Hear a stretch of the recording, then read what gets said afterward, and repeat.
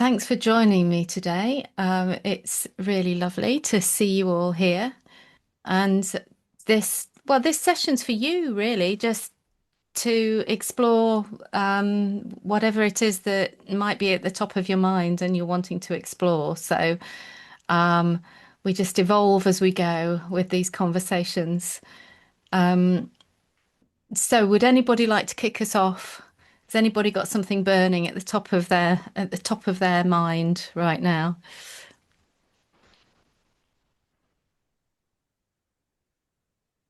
Okay. Thank you. Thank you. Please. Um, okay, so we've spoken before, Tracy, and the illness or dis-ease that I've been struggling with on and off the last 10 years is alopecia. I know that it's due to a busy mind.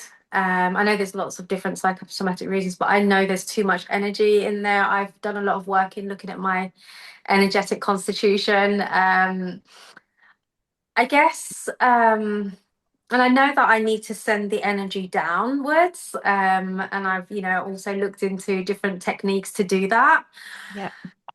But yeah, it just seems so hard to get into. It's like you have the knowledge, but the embodiment of like that knowledge is a struggle sometimes. It's just like, why? You have the toolkit, like you know what to do. I I completely agree. Yeah. I really agree. And um, did we do a podcast recording We together? did, yeah, yeah, Ah, yes, I yeah. remember. I remember well. Yes. Okay. And so we discussed this idea of having that busy mind. That was Yeah. the one, wasn't it? Um, And I hear you. I hear you in understanding, okay, so I know what's happening. I've got a sense of what's happening in my body and how do I change it? This is the question that comes up time and time again. And I wish I could say, here you are, do this, and that will that will take you there. But really what this is a process of change and growth. And it's becoming less identified almost. What feels counterintuitive is usually the way forward. So to stop focusing on the problem as a problem would be one way of putting that. Moving into a place of acceptance. And you may say, well, I do accept it. I do accept it. But that might be just happening at a cognitive level, as in, I accept it, this is me, but it's still there and I'm still noticing it and I'm still noticing things when they're not changing. And um, my my feeling about this particular question on how do I heal? How do I get there? How do I persuade my body that I'm different?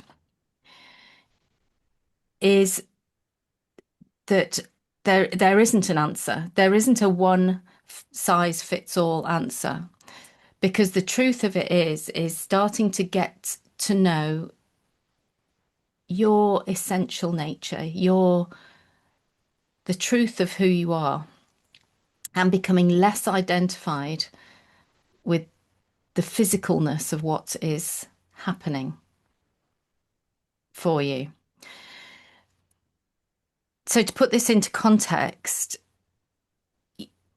um, when you when you think about um, that alopecia, for example. So when you notice it, what happens in your mind? I do feel like I am at a stage of where I am trying to be the witness and not getting attached to it. Um, I think, but then there's that like whether it's the ego, whatever it is, that's like, but you have to do something. You can't just carry on. And is that true? Um, Do you have to do something? um, no, gosh, oh gosh, that's a difficult one to answer. Um, Well, I want to well, say I'm probably going back to the busy mind. I'm probably my own worst enemy because I've looked in terms of like my true nature, I've looked into different modalities, whether that's things like astrology, Ayurveda, and they're all coming back to the same truth. So I know in terms of like what I should be eating, what how I should exercise, I know all that. So yeah, part of me is like, I don't want to follow, I want to be in flow. I don't want to follow a set routine, but I feel like my challenge is I do have to still have a routine to be grounded.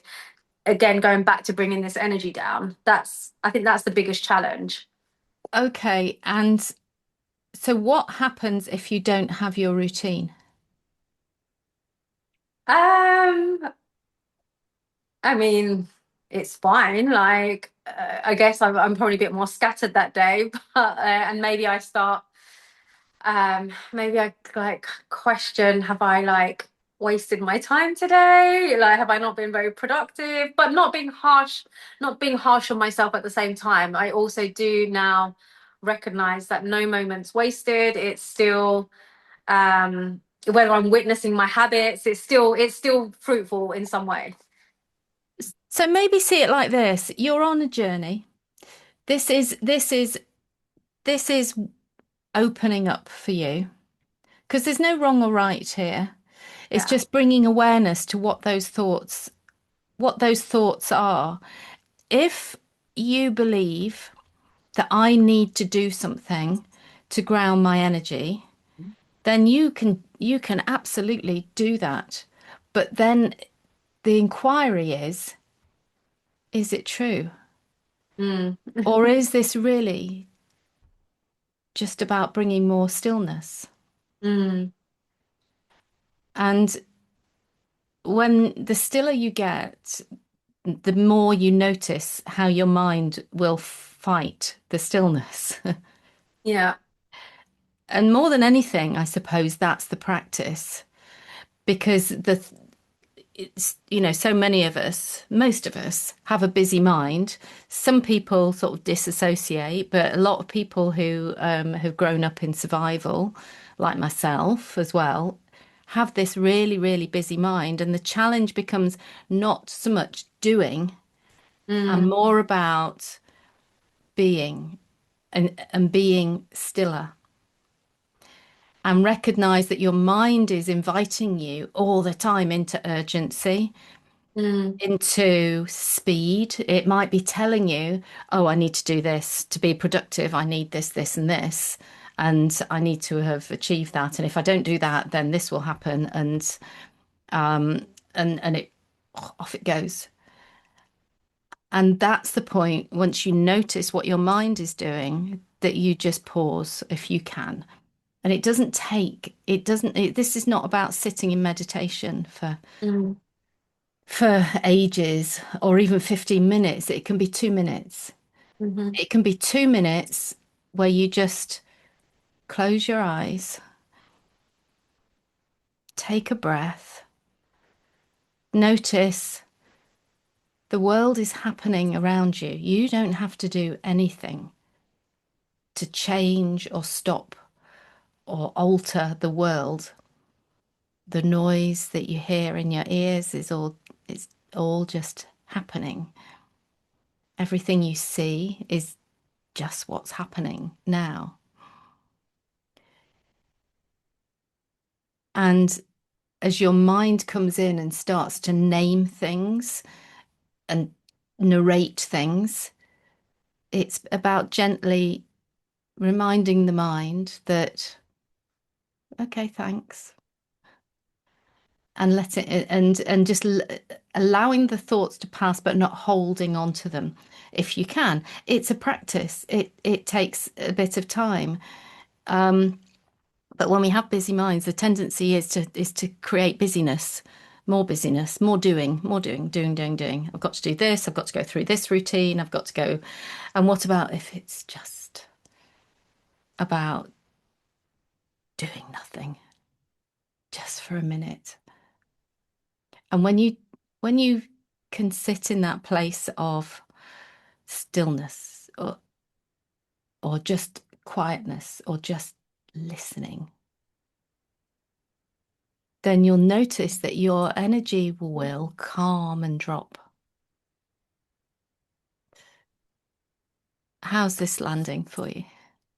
Yeah, no, it's great. It's great. And it is, I think you just hit the nail on the head. That is another challenge that I go through. Like, have I absorbed too much knowledge on not just the hair, but just energy and all these different labels? And is that again me getting stuck? Whereas all I need to do is just surrender and just be. And that's exactly it. You can't have too much. It's just what's come in and what you've focused on and what what has um brought you into this subject, into Mhm. this, yes, I want to find out that. I want to eat this because I want to have better hair. I want my hair to be healthy, to grow. But it's just like taking the pressure off Mm, and allowing the body to do what the body does. We are sort of we're pulled into this place of we have got to do something to be healthy. We have got to be active to be healthy, which is a complete illusion because the healthiest people are the happiest people and the ones that aren't trying to solve problems and the mm. fix things. They're just, they're just going, just, living life. And, we occasionally see these people on social media and it looks, it's not about standing, sitting at a beach and being still. It's just about everyday life and allowing it to flow better and not Mhm. feeling like we have to fix things or make things happen because things happen better for us the more we let go. And the more we can just allow things to be as they are, as an experience. This is an experience that is happening, and this experience will change from day to day. Thank So, you. yeah, helpful. Yeah, yeah. That's a good reminder. Thank you. Okay, thanks so much. Um, yes, would anybody else like to ask something? Yes, you could. I won't say your name. Yes, Tracy. Basically for me, I have been having a lot of body stiffness in my body, a lot of stiffness in my body and pain, and especially it is heightened when I'm sleeping at night. So and I'm aware of it. Like, so I'm a light sleeper anyway. But so even if I'm dreaming something or there's something, I'm aware of the pain in my back or my lower back or my leg or my upper arm, wherever it's hurting. And Mm, I'm very aware of it. And it somehow is more when I'm lying down at night, and rather than the day. The day is okay. Like I go about my chores and there's a routine. I do my things. I'm fine. yeah, But as soon as I hit the bed at night, there's something that something happens where all these sort of these pains come, and yeah, I I try to look into it in the sense that what am I thinking at that moment when the pain is sort of, when it's hurting. And I realize that there are two things which come to mind. That one is that I think about some people in my life who are not accepting of me, yeah, so I'm of me as a person, or they've misunderstood me, or they are so it bothers me, though I know I shouldn't be bothered. I say, okay, let them, let people think what they think, and that's fine. And everyone has a right to think what they. So on that level, on a logical level, I know that each one has a right to think what they think. But I feel somehow that, why am I being misunderstood? Yeah. Why? So that maybe at the back of my mind is there, and it's somehow in the night when everything is still and quiet, all those thoughts do come back in some sense. And I think the second thing is that, I'm unable to control the situation. I'm unable to change the situation now. So that bothers me. So every time I'm thinking, what can I do? So I try to think, what can I do to change the situation? And that is causing me actually more friction within myself in some sense. Because I want to change this. I want people to not have a problem with me. I'll do anything for that. But it doesn't work like that. People have their opinions and people have their thing, and that's what it is. So. Yeah. Well, there's a few things in what you've said here. So let me address the nighttime thing first of all. Mm. So Mm. what's the main difference between the day and the night? Well, I think there's space in the night for, in the quietness, there's little room to think more. And, I don't Yeah. know, just there's more room in my head to think. And in the day, I'm very busy. So, Yeah. um, yeah. Exactly, yeah. So there you are in the day, distracted and focusing on other things.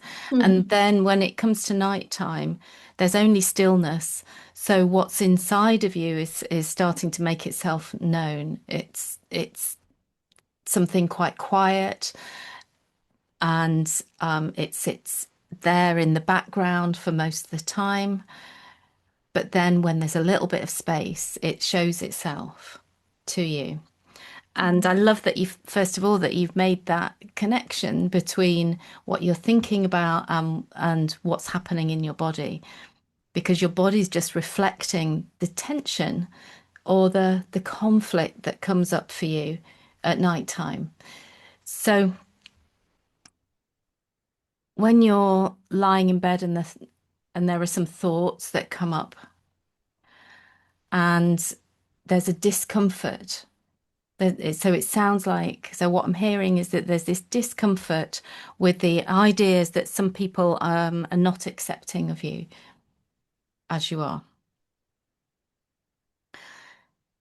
Yeah. So if if we take some of those words, um, how everything sits quietly in the background during the day, is compliant, and then at night time when things are stiller, then they start to come up. And you think of your childhood. Mm. Would it be true for you that you were somebody who was quite compliant and allowing in as a child? Yes. Yes, I was. And I was told what to do, and I had to just do it, no questions Yeah. asked. So. Yes. So For a long time, till I yeah. became a bit of a rebel, but yeah. Well, that part of you that grew up and was patterned and programmed to sit there quietly in the background was y that happened for a reason, for what, for the environment that you grew up in. That was the safest and easiest thing for you to do. Mm. So just notice now that there is this mirror. You're busy in the day, you're doing whatever it is that you're doing, but there it is, busyness and but then this little rebel voice comes up and says, there's something here to be focused on, something here to be attended to, something that feels discom discomfort and Mm. uncomfort. And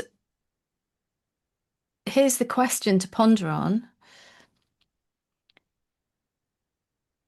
What is it about other people that makes you feel like you want them to like you and accept you? Mm. Yeah. You may not be able to answer it right now, so it's just something so Yeah. just hold the question. There's Sure. something in you that is wanting that acceptance. Mm. There may be other people that you can think of that you really don't care whether they like you or not. Yeah. Yeah. So there's a difference because Yes. not everybody can like everybody all at once. Mm. And so this is that part of you inside that is crying out for acceptance, connection, acknowledgement, maybe. Mm. So the people that you're thinking about at night time, um, do they have some form of relationship to you? Yes, definitely. Yeah. Yeah. Okay.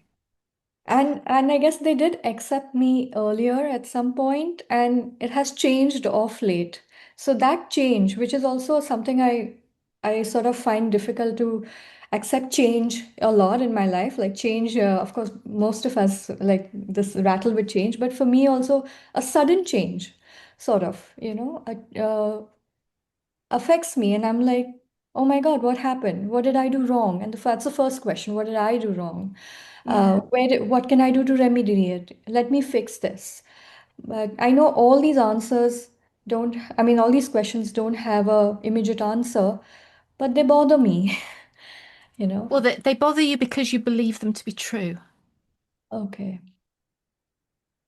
That you're believing at some level, which is why it feels so uncomfortable to you.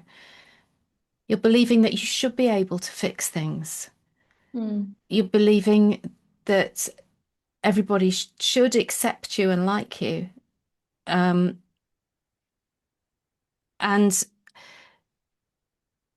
the truth is you can't control you because you did mention control. You can't control Hmm. how anybody sees you. Yes. Um, and you may be equating here something fundamental about yourself. Mm-hmm. They only that they only like me if I'm like this. And now I've changed, they don't like me. And That is, so should I have changed? Maybe I should I go back? Yeah, something's landed there for you. Can see that. yes. Yeah. Yeah, yes, definitely. As long as I was compliant, it was okay. The Yeah. moment I have my own voice, it may be not so okay. And what this is showing is this stage of growth that you're at. And it's very familiar to me, this point where you start suddenly seeing things differently, and then you start to speak that in Mm. whatever way that comes. And then all of a sudden, people go, "Oh, she's not as nice as she used to be. What's the matter with her? There must be something going on, something going on, because what you've done is you've Mm. suddenly um, changed, and they have an image of you of being this way, but actually Mm. you're shifting slightly over here. Mm. And now you're noticing a conflict. I want to change, and I Mm. believe this now, Mm. but that means they don't like me as much. Mm. And so you're noticing this discomfort, this discordance, Yes. and It, yeah, you're yeah. you're wanting them to love you for whatever, whoever, and Yeah. whatever you say, and Yeah. listen to you, and and they're not doing that. And they're not doing that. And that leads to this frustration and this dissonance and this, there's a pain there because you're actually pulling away. True, true. Tracy said the exact same word. I was just going to tell you there's a pull and a push. There's a pull and a push. And Yeah. it's like I feel I'm pulling away, and then I'm like, oh my God, am I, I don't want to make anyone unhappy. And, I want everyone to be okay for them also, not just for me. Like, I don't want Yeah. people to be unhappy for me, in the sense, why should they be or whatever? I don't want to hurt anybody and things like that. And but it's happening sort of, how do I put it? Out of my control again. It's Well, not let's say organically. organically, yes. It, Yeah. it's happening because you are growing like a seed. You're growing into a particular tree that is not exactly the same tree as them. Mm, mm. So you've got new flowers on you that they're going, oh, look at those new flowers. We don't have those flowers. So, who does she think she is with those flowers? Do you see what I mean? So it's that idea that you're blooming into something else. Yeah. And this is all part of their journey as well as yours. Mm, If you were to hold yourself back and be the person they wanted you to be, and mm, they were happy, you wouldn't be mm. happy. No. So Mm, as you're growing, they're getting used to this new growth. They're getting used to these flowers that you're now showing and that where you're unfolding. They're mm. they're maybe resistant to the change, but that never means that you have to stop doing what you're doing. And it never means that your blooms are making theirs worse True. or uncomfortable. And so it's really just about learning to be this new version of you Mm. and understanding that they will also grow from that. They will Yes. change. They will see something different, and maybe they're not accepting at this point, but maybe as they adjust, they will Mm. start to understand you as the new variety that that you're showing them and giving them new context for their life as well. So that's why you, the essence of it is that there's no fear Yeah. in changing because Mm. they're just having to adapt to it. You're the new version of you, and that's why you shouldn't go back and feel Mm. bad for your changes. Mm. That's so beautiful, Tracy. You put it in context so beautifully. Because I love them. The people, obviously, they're very dear to my heart, and I love Yeah, them, and I'll do anything for them. It's like that. And I just like, of course, you can't, like you said, I can't propel someone else's growth, or I can't put a pace to someone else's life trajectory in some sense. But I have to do what I have to do also. I want to, exactly. yeah, Exactly. And so when the pain comes up at night time, when you notice the pain, yeah. my invitation is just to remember that this new blossoming in you and focus on that Mm. and understand that that is helping them as well from a Mm. very, from a much larger perspective, from a soul perspective, what's happening with you is also changing them. Yes, yes. I pray for that every day. So, yeah, from the deepest core of my heart, I pray for all of them and every single day. Well, Yeah, yes, but also keep praying for your life to unfold yeah. because believe me, they will come alongside at some point. At some point, Mm. they're noticing the contrast Mm. between you and them. Mm. And it's not up to you to guide them. It's up to them and their own spirit and soul to guide them and help them grow. Mm. So you're actually doing them a massive, you're giving them a massive gift because they're showing them a different way of being, a different way of living. Yeah, thank you. Yeah, really, it's so true. I'll Yeah. look into that when I have this pain at night. I'll try to look at what it's bringing to me and to the world around rather than looking at it, you know, As a like negative. as Yeah. in the negative way. Yeah. It's But I have, think of it as a growing pain. yes. Growing pains. True. True. Yeah. And so just Focus your mind on that. Hmm. Thank you. Thank you for allowing me to grow. And you're just stretching into this new version of yourself. And literally, that's why the pain is there. It's just you, this is a gradual process. Yes. And it's interesting you use the word stretching because even physically when I do my stretches, it hurts. And I'm very cognizant of someone, sometimes people just like pull your fingers or while doing a massage, they pull your Yeah. toes. I find I get very rattled. So actual physical pulling itself also of my body hurts and it gets me into like I need to go into my shell then, and like not to deal with that. It's discomfort. There's a lot of discomfort, and when actually there's a pulling happening, you know. Yes. Yes, exactly. And it's just, just ask yourself, oh, how does it feel stretching into this new self?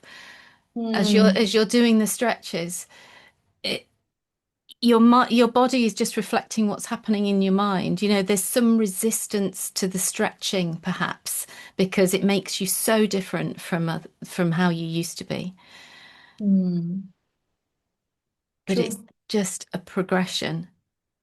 It's the same for everybody. We're always at a point in the journey at this right now, at this moment, you're just at a point in the journey, whereas you're stretching into it, it feels uncomfortable and it's Yeah. vulnerable.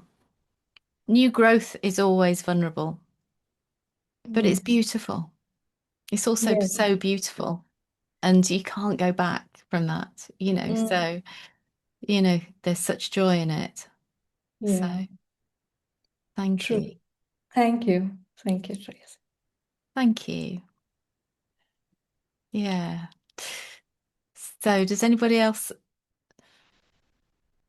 want to ask anything? Hi, yes. I can't see a name, so Jay. Hi, I don't know if you can hear me. I am in the mountains camping. Can you hear me?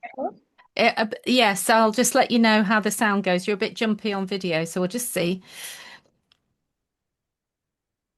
Yeah, my question is, I got glandular fever or mononucleosis maybe 10 or 15 years ago in college, and there seems to have been a lot of health consequences to that, an Epstein-Barr that's like underlying things. So I seem to get flare-ups and different things.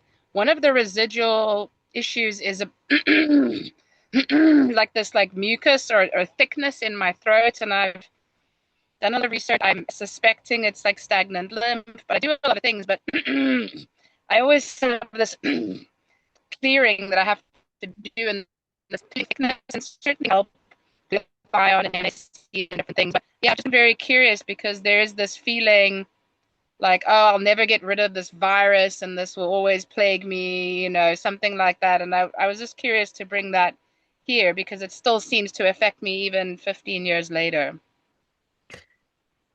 Okay, so I always think of viruses like agents of change, like they create change.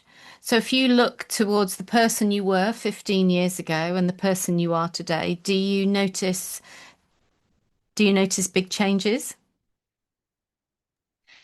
Yeah, radical. I just put that up to my astrology chart, but yes, So are those changes better for you? Um, yes. definitely. I mean, it's not been easy. It's been very difficult, like a phoenix rising from the ashes repeatedly. Again, I think of my astrology chart I put it off to the astrology. I never thought it was viral related. Although I have had, when I thought I had COVID, I actually experienced this sense of an upgrade after. So that makes sense to me, like this feeling of I'm consistently being upgraded. My system is being upgraded. So yeah, I'm laughing because yes, I'm completely unrecognizable to myself now. Wow. So that's my point, really. is that sometimes these things come along and it feels like, okay, I've had one thing after another thing after another thing. But then when you actually look back and you look at how you've changed and what you've learnt from that experience and how much wisdom has come through because of those challenges, then maybe this is just about reframing it, and looking at this in from this different perspective. Does it have to be so painful? Well, don't ask me. It's nothing to do with me. It's like this is what you signed up for. Yeah, like all kinds of intense physical symptoms, let alone the emotional, I mean, the emotional changes cascading from these transformations. But if I just speak about the virus, it can be weeks in bed. It can be such outrageous sore throats and swollen glands and puffy eyes and huge expulsion of things. So I guess that's why I'm laughing, because now in this moment I can say, oh yeah, the transformation has been amazing. But when Yeah. I'm lying in bed for 2 weeks dealing with symptoms, it's really not, great. No, and I understand this, and maybe this is just the pattern that is that you're working with, as in it sounds like you're you're pulled you're pulled back into rest a lot. Yeah. Yes. Yes. Yeah, so Yeah. um so uh, you've got you've got one life where you're doing what you're doing and living in the way that you're living, and then something will pull you back into rest from that. Does that resonate? Yeah. Yes. Force you to take a step backwards. And at those moments, I think the invitation is just to go, okay, so where have I overstretched? Or what is this teaching me here?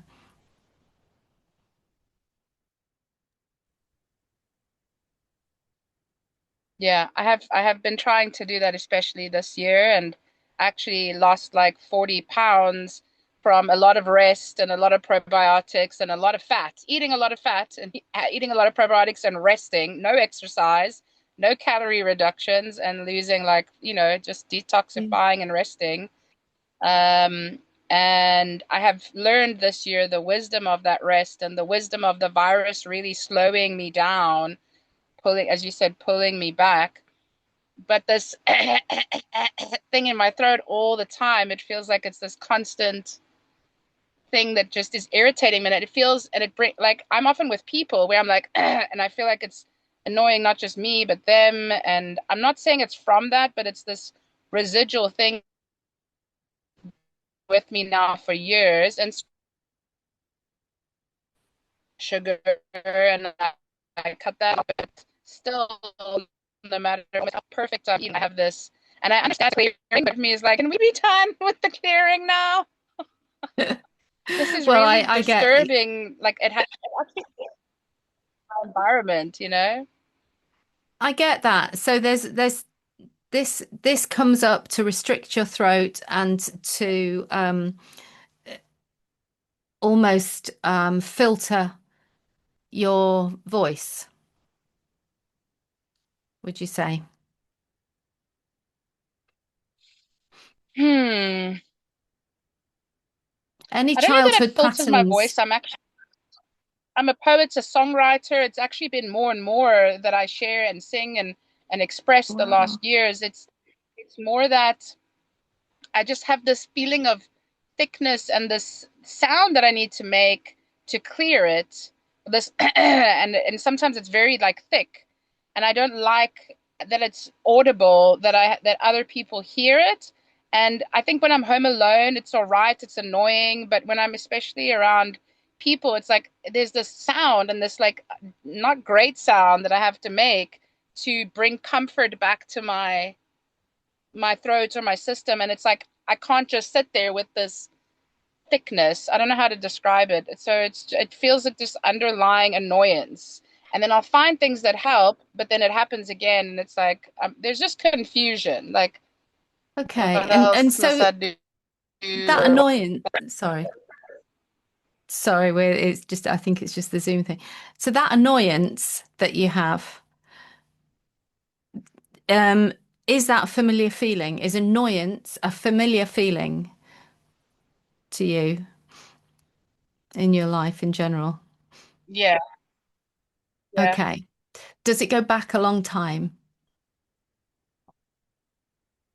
Feeling annoyed, feeling irritated? yeah. I can't think of when it began, but yes, I would say it's a long-term feeling. And maybe reflect on boundaries as well. So as a child, were your boundaries um, attacked or, invaded? So there may be some link there as well. Yeah. So viruses penetrate and go deeper when our boundaries are not sufficient. And annoyance and irritation and maybe frustration, maybe anger as well, there um, is constricting. Yeah, And so I would just invite you just to reflect on, what happened to that voice when you were younger? When when you were a child, was there anger that wasn't expressed? Was there something that wasn't expressed? And it feels like there's some sort of symbolic uh, something symbolic going on for you now is as you're stretching into this new much newer version, completely different from who you were 15 years ago, like you said. But there's this development of your voice and development of your expression. But the annoyance that comes up is the key because it just says to me there may be something that is still lurking within your system that hasn't quite been expressed in the way you want it to have been expressed. So whether that's something from the past or whether that's something that you're holding on to, it would take a bit more inquiry. But I'm there's the invitation really is just just to ask yourself, what might I be holding on to here? What other old annoyances and irritations were not expressed or have not been expressed. Because anger is a passion. Anger is moving energy. It's up and out, it's expressive. It wants to leave us. And so when it's held in or suppressed, it it can create all this constriction and your body keeping you safe, by giving you loads of mucus to dampen it down. How was your expression dampened down, especially when you were younger? What program is there? Is this landing yeah, for you? yeah. A lot of yeah, for sure. Yeah, emotions and anger hidden, and Yeah. authenticity has been part of that, more and more authenticity. And in fact, I would use sugar to suppress the anger. And now, if I eat any sugar, it makes that mucus more, And so it's like maybe letting me know, like, I don't want to be blocked, anymore. I want to be able to express. So the poetry has become an outlet, and I have a lot of ways in which I can able to express more and more now, and in different created different spaces. I just find Beautiful. it fascinating, yeah, that you connected those dots. So I'd love to like re-listen to how you connected these dots. Um, so would you suggest rather than be annoyed by the sensation, get curious, like go into inquiry, like rather than being annoyed with this sensation? Well, the annoyance comes up. It's you can't make that go away. But it's rather than notice the annoyance as the invitation in to inquiry. So notice that, okay, what am I annoyed about? Okay, I'm annoyed at this mucus, but what else am I annoyed about? What comes up in my thoughts when I think about annoyance? And and maybe there's, what situation, what person, what happened that was Mm, annoying. mm, That you may find a memory comes up. mm. And so it's just, yeah, it's just Thank you. exploring Yeah, that, allowing that inquiry just to spiral out and see where it takes you, whether it's writing it down, whether it's speaking it out, or just sitting with it. beautiful. And you were spot on about I've been on a long, long, long journey about boundaries. So boundaries in all shapes and forms. So I would say I'm the most boundaried I've ever been, and I see where I need to go deeper, or where there's more to see. Well, one thing to mention about that is, do you use anger to create your boundary? Because, and you don't have to answer that Times. now, but when we use anger to create the boundary, we're not really creating a boundary. It's not a Mm, true boundary. The boundary comes from your energy because you don't need to be angry to. In fact, the most powerful boundary is no, no, I can't do that, with no justification, no explanation, rather than no, I'm not going to do that. Do you see do you see the difference? So one is coming from a child self. I don't want to do that. Whereas the other is coming from an adult that says, no, absolutely not. Sorry, no. But just an energetic no that like the people know. embodied no, just no. Yeah, exactly. Without the anger, knowing that this is honoring me. I'm doing this for me. I'm saying no because that's for me. So when the anger arises as that boundary, let's say, even if it's not expressed externally, but the inner anger arising, is that just also invitation into the inquiry? This is the child speaking, not the adult. Yeah. Yes. Yeah, exactly. Yes. What am I really angry about? And usually when it comes Mm, up, the anger is not always about the situation. It's because the situation reminds you of something that happened in your past. So it yes. usually goes back. So that's the inquiry. I am going to be releasing soon a new just evergreen course, and in there will be some work on triggers.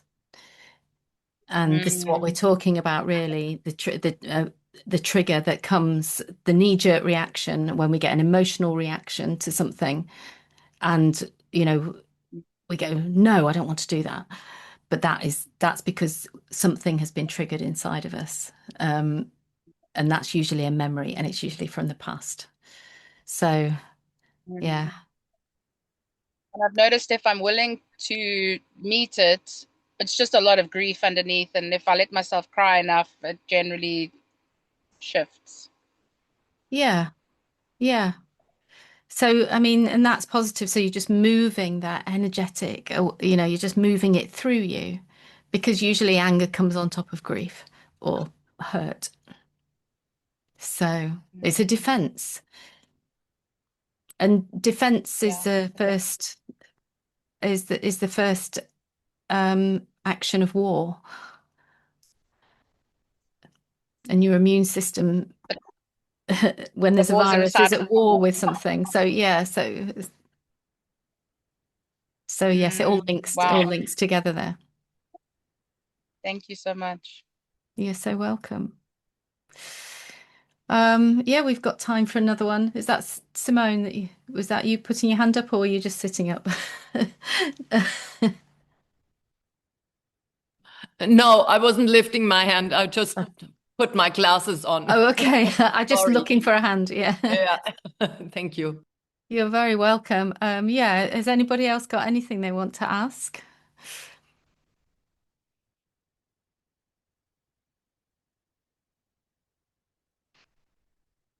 Okay.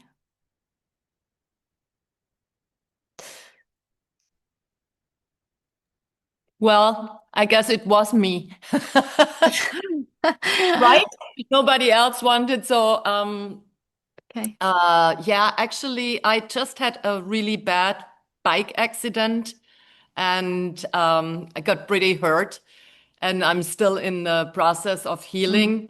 I'm a super active person, and that really made me stay in bed because I hit my head so much that I got like a hematoma and things like that.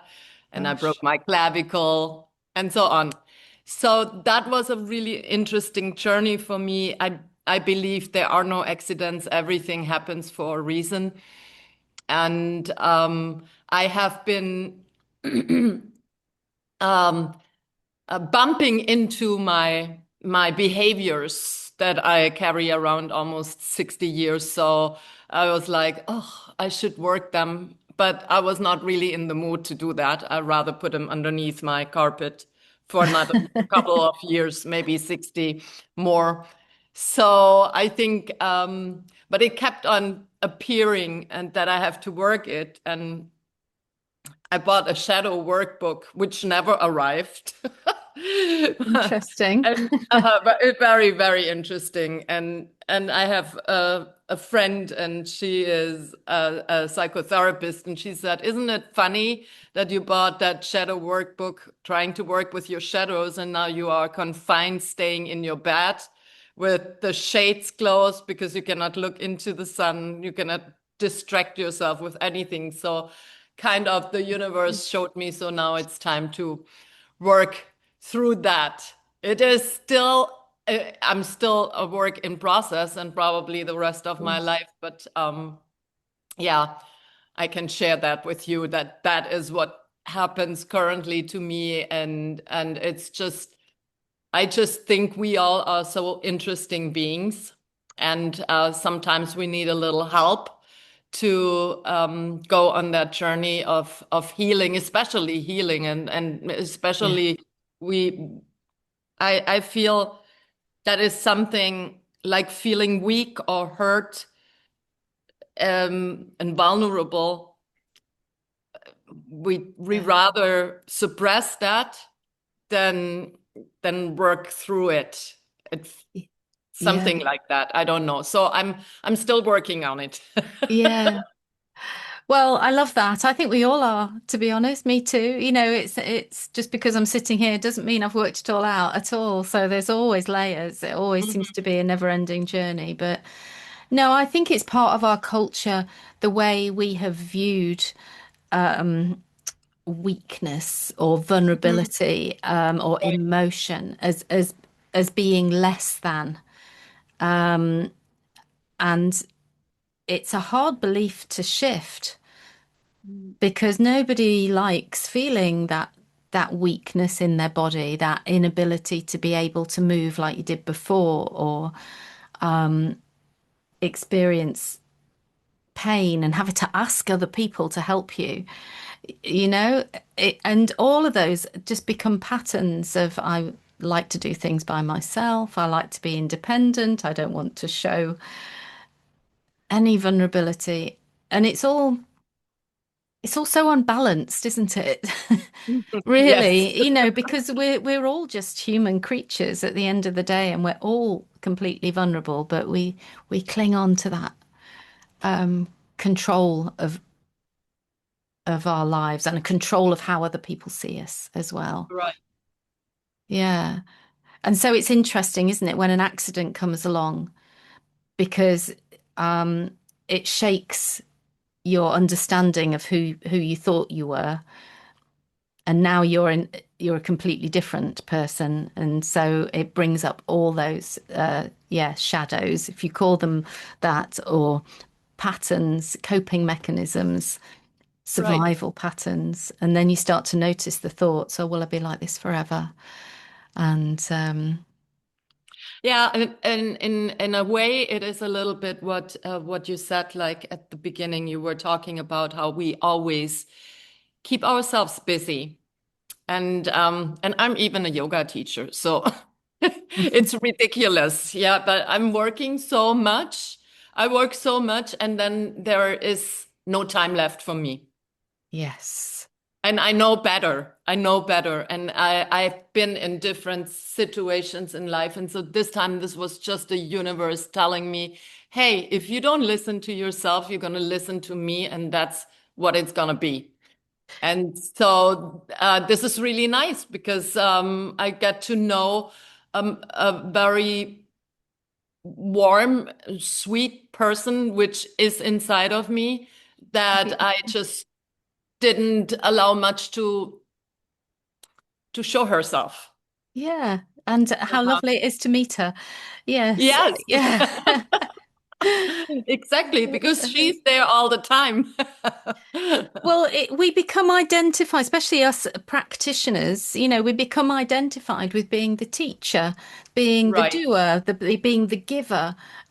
And we like that feeling. It makes us feel sort of strong and standing stable in the world, and we know what we're talking about. But oh my goodness, how many practitioners are going to watch this and go, "Oh yeah, I know that feeling, like doing for others, but not for Hmm. myself." you Hmm. know we teach what we have to learn, hence why I'm here. Right. Learning Right. learning from others all the time, it's Right. like, Absolutely. yeah. So yes, we're all doing that all at the same time, and um being a practitioner and being a giver is just as much as an ego issue as anything else in the world as well. Hmm. It's just avoidance of vulnerability more and more. So thank you for thank you for sharing that, and that being vulnerable here. And yes, I hope that anybody that's watching this that is a practitioner can really relate to this, and also how accidents come along to keep Yeah. us quieter and stiller, and Hmm. help us learn the medicine ourselves. So yeah, thank you. Thank you. Thank you. Thanks for speaking up. Yeah, appreciate it. Thanks, Simone. I just wanted to come to Shakrita because you just looked like you just had another thing to say. Um, Yes, I wanted to, since we could ask you something in general, I wanted to ask you what do you think lies behind a feeling of not being spontaneous? Like when something comes up and you're more hesitant to take a step. When anything spontaneous happens, what do you think about that? I wanted your opinion on that, on not, well, wanting to know more and holding back, basically. um, well, it's fear. Mm, Any hesitation into an opportunity that comes. So, supposing, let's just say, any opportunity arises, and we have a choice. Do mm, we move into that opportunity, try it out, or do we not? And um, it's in our bodies that we um, have the truth of it. We feel either pulled into doing it or we don't feel pulled into doing it. But when the mm, head comes in with all mm, its, yes, but if I do this, then mm, this might happen. And maybe I shouldn't do that because what would happen if I did do that?